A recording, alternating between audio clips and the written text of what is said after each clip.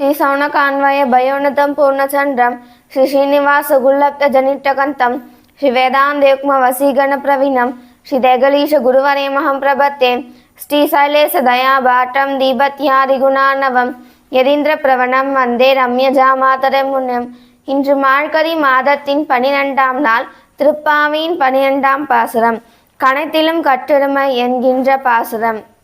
இந்த பாசுரத்தில் தாயார் 7வது தோழியை எழுப்புகின்றார். இந்த தோழி எப்படிப்பட்டவள் என்றால், இராமாயண காலத்தில் இந்த ராமருக்கு தொடர்ந்து இடைவிடாது அனைத்து விதமான கைங்கரியத்தையும் செய்து கொண்டிருக்கும் லக்ஷ்மணரை போன்று, அதாவது இளையாழ்வாரை போன்றே இந்த கண்ணனுக்கு அனைத்து விதமான கைங்கரியங்களையும் செய்து கொண்டிருக்கும் ஒரு கோபாலருடைய தங்கையை எழுப்புகின்றார். சென்ற பாசுரத்தில் கற்றுக்கரவை கனகள் பனகரந்து செற்றால் தில்லடிய சென்று செய்யும் குற்றமொன்றில்லாத கோவலத்தம் பொற்கொடியே என்று முன்பு சொன்ன கோபாலர் எப்படிப்பட்டவர் என்றால், ஸ்வதர்மத்தையும் கடைபிடித்து பகவானை அடைவார். அதாவது தன்னுடைய காரியத்தையும் பகவானுடைய காரியத்தையும் குறைவின்றி சரிசமமாக செய்வார். ஆனால் இந்த பாசுரத்தில் கூறும் கோபாலரோ தன்னுடைய காரியத்தை மறந்து கண்ணனுடைய காரியத்தையே எண்ணிக்கொண்டிருக்கும் ஒரு கோபாலருடைய தங்கையை இந்த பாசுரத்தில் எழுப்புகின்றார். மேலும் பகவான் தன்னுடைய பக்தர்கள் இந்த கண்ணனை எண்ணி கண்ணனுடைய காரியத்தில் ஈடுபட்டு தன்னுடைய காரியத்தை மறந்து விடுவார்கள். அப்படி கண்ணனுடைய பக்தர்கள் மறந்துவிட்டார்கள் என்றால், கண்ணனே தன்னுடைய பக்தர்களுடைய காரியத்தை தன்னுடைய காரியமாக எண்ணி அவர்கள் செய்யும் காரியத்தை செய்வான். இதற்கு ஒரு கதை உள்ளது. அதாவது பண்டரிபுரத்தில் ஒரு உயர்ந்த பக்தர் எழுந்தள்ளிருந்தார். இந்த பண்டரிபுர நாதனனை மிகவும் அந்த சுவாமிக்கு பிடிக்கும். ஆனால் அவரோ அங்கிருக்கும் ஒரு அரசருக்கு முடிவெட்டும் தொழிலை செய்து கொண்டிருந்தார். அவருக்கு இந்த பண்டரிநாதனை பார்க்க வேண்டும் என்று மிகுந்த ஆசை இருந்தது. ஆனால் அந்த பண்டரிபுரம் போக வேண்டும் என்றால் 1 மாத காலமாகும். அந்த அரசரோ தண்டிப்பார். ஆகையால் அவர் சில நாட்களாக பண்டரிபுரம் போகவில்லை. ஒரு நாள் இந்த அரசர் நம்மை தண்டித்தாலும் நாம் பகவானையே சென்று நாம் சேவிக்க வேண்டும் என்று ஆசைப்பட்டு பண்டரிபுரம் சென்று அந்த பண்டரிபுர நாதனை சேவித்தார். சேவித்து விட்டு இந்த அரசரிடம் வந்து கூறினார், அரசரே, என்னை மன்னித்து விடுங்கள். நான் பண்டரிபுரம் சென்றேன். எனக்கு அந்த பெருமாளை மிகவும் பிடிக்கும். நான் அந்த பெருமாளை சென்று சேவித்து வந்தேன். ஆகையால் இந்த சில நாட்களாக உங்களுக்கு என்னால் இந்த முடிவெட்டும் தொழிலை என்னால் செய்ய முடியவில்லை என்று அந்த சுவாமி கூற, அதற்கு அந்த அரசரோ, இல்லையே, நீ தினமும் வந்து எனக்கு இந்த முடிவெட்டும் தொழிலை செய்து கொண்டுதானே இருந்தாய் என்று அந்த அரசர் கூறினார். அப்பொழுது நீ வரவில்லை என்றால் யார் வந்து எனக்கு இதெல்லாம் செய்து கொண்டிருந்தார் என்று அந்த அரசர் கேட்க, அதற்கு அந்த சுவாமியும், இந்த பகவான் எவ்வளவு கருணையுடையவன், தன்னுடைய பக்தர்களுடைய காரியத்தை தன்னுடைய காரியமாக எண்ணி என்னுடைய காரியத்தை அந்த பண்டரிபுர நாதனே வந்து செய்திருக்கின்றான் என்று அவர் கூறினார். அதே போன்று தன்னுடைய பக்தர்களுடைய காரியத்தை இந்த பகவான் தன்னுடைய காரியமாக எண்ணி செய்வானாம். அப்படி தன்னுடைய காரியத்தை மறந்து பகவானுக்கே அனைத்து விதமான கைங்கரியங்களையும் செய்து கொண்டிருக்கும் ஒரு கோபாலருடைய தங்கையை இந்த பாசுரத்தில் எழுப்புகின்றார். கணத்தில்லம் கற்றெருமை கன்று கிணங்கி நினைத்து முளவழியே நின்று பால் சோர நனைத்தில்லம் சேரார்க்கும் நற்செல்வம் தங்காய் பனித்தலை வீழனின் வாசல் கடை பற்றி சினத்தினால் தென்னிலங்கை கோமானை செற்ற மனத்து கிணியானை பாடவும் நீ வாய் திறவாய் இனித்தான் எழுந்திடா ஈதன்ன பேரிறக்கும் அனைத்தில்லம் தாரும் அருந்தேலோர் எம்பாவாய். கணைத்திலம் கற்றெருமை கன்று கிணங்கி. இந்த கோபாலர் கண்ணனுடைய காரியத்தில் ஈடுபட்டதனால் தன்னுடைய காரியமான இந்த மாடுகளிலிருந்து பால் கறப்பதை மறந்துவிட்டார்.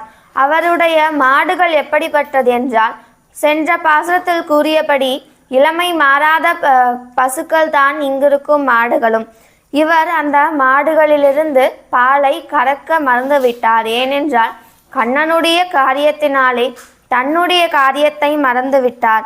இந்த பசுக்கள் எல்லாம் தன்னுடைய குழந்தைகளான கன்றுக்குட்டிக்கு நம்மால் பால் கொடுக்க இயலவில்லையே என்று வருந்தின. அப்படி வருந்திய அடுத்த க்ஷணமே அந்த மாடுகள் அனைத்தும் பாலை சுரக்கின்றது. எப்படி என்றால், கன்றுக்கு இணங்கி தன்னுடைய குழந்தையான கன்றுக்குட்டிக்காக நினைத்த மாத்திரத்திலேயே பாலை சுரக்கின்றன. எப்படி என்றால், நினைத்து முளவழியே நின்று பால் சோர அந்த மாடுகள் நினைத்த உடனேயே அந்த பாற்கள் சுரக்கின்றது.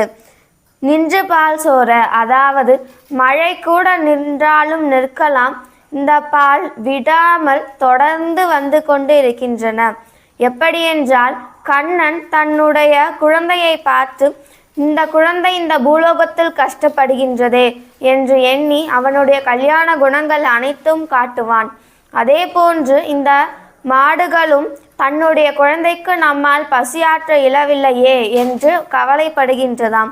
அதே போன்று இந்த கோபிகைகளும் கூறுகின்றார்கள், உன் வீட்டில் இருக்கும் இந்த மாடுகளுக்கும் எனக்கும் ஒரே நிலைதான். ஏனென்றால் நீயும் எங்களுக்காக கண்ணனை சேவிக்க வரமாட்டுகின்றாய்.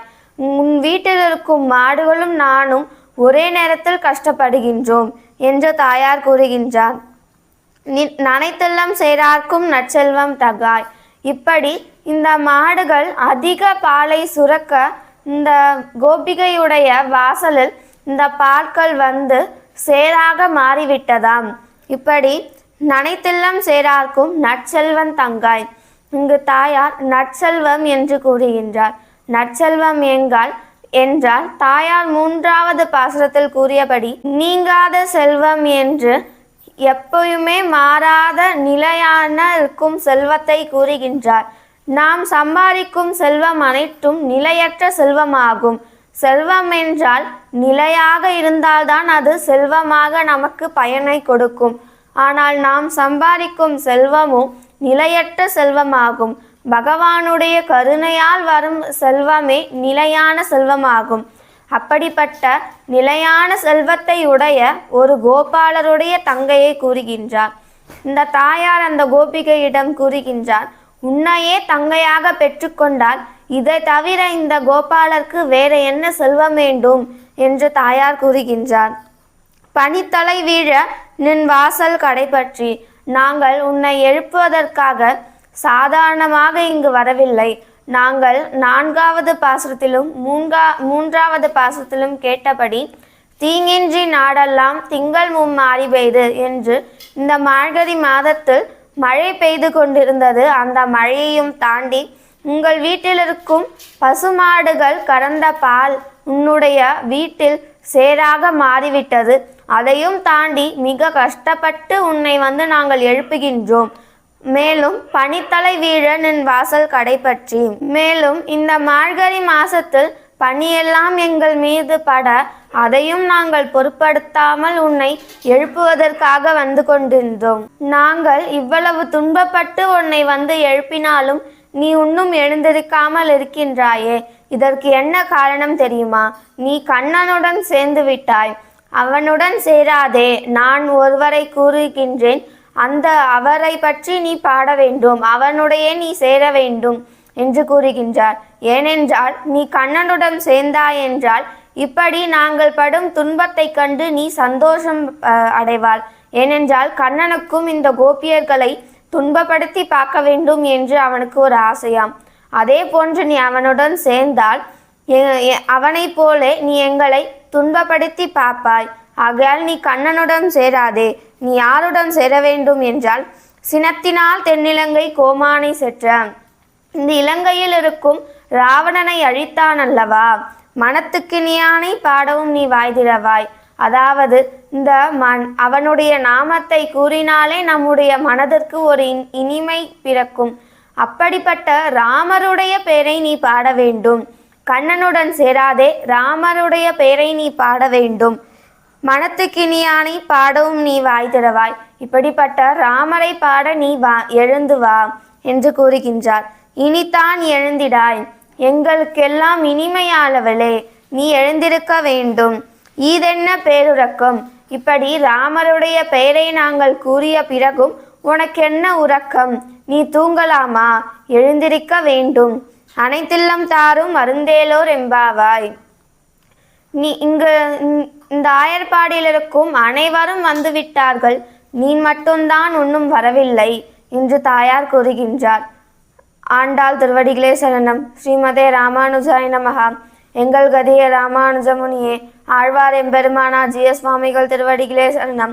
திருக்கோயிலூர் எம்பெருமானார் ஜி.எஸ். சுவாமிகள் திருவடிகளே சரணம். கோவிந்தாச்சாரியன் திருவடிகளே சரணம்.